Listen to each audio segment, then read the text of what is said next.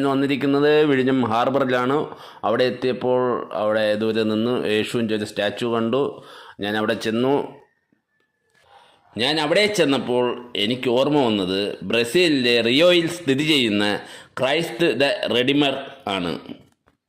അതിനെക്കുറിച്ച് പറയുകയാണെങ്കിൽ 2007 മുതൽ 7 ലോകാത്ഭുതങ്ങളിൽ ഒന്നായി തിരഞ്ഞെടുക്കപ്പെട്ടു. ഇത് ബ്രസീലിലെ റിയോയിൽ 2300 അടി ഉയരമുള്ള കൊർക്കുവാഡോ എന്ന മലയുടെ മുകളിലാണ് ഈ രൂപം സ്ഥിതി ചെയ്യുന്നത്. ക്രൈസ്റ്റ് ദ റെഡിമർ എന്ന് പറഞ്ഞാൽ രക്ഷകനായ യേശു എന്നാണ് അർത്ഥം. ഇതിൻ്റെ ഉയരം എന്ന് പറയുന്നത് 30 മീറ്ററാണ്. കൈകൾ രണ്ടും വിരിച്ചു നിൽക്കുന്ന വീതി എന്ന് പറയുന്നത് 28 മീറ്ററും ഇതിൻ്റെ ഭാരം 650 ടണ്ണുമാണ്. ഈ രൂപത്തിൻ്റെ മാതൃകയിലാണ് വിഴിഞ്ഞത്തുള്ള സെൻറ്റ് ജോസഫ് ഷൈനിൽ സ്ഥിതി ചെയ്യുന്ന ഈ യേശുവിൻ്റെ രൂപം രൂപകൽപ്പന ചെയ്തിരിക്കുന്നത്. കൂടാതെ ഇതിനോട് ചേർന്ന് ദിവ്യകാരുണ്യ ഈശോയെ ആരാധിച്ചു വച്ചേക്കുന്നതും ഒരു അൾത്താരയുമുണ്ട്.